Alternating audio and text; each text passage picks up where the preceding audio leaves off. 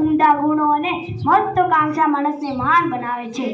તેવી જ રીતે સરદાર વલ્લભભાઈ પટેલ પણ આવા જ મહાન વ્યક્તિ હતા। તેમનો જન્મ ગુજરાતના કરમસદ ગામમાં થયો હતો।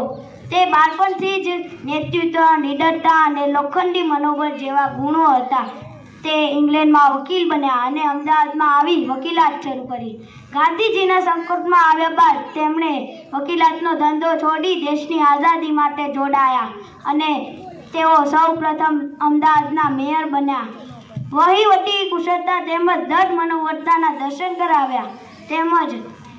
તેમજ સરદાર વલ્લભભાઈ પટેલ બારડોલીમાં થયેલ સત્યાગ્રહના આંદોલન બાદ ભારતના ગૃહમંત્રી બન્યા અને 562 રજવાડાઓનું વિલીનીકરણ કરી ખંડ ભારતનું નિર્માણ કર્યું।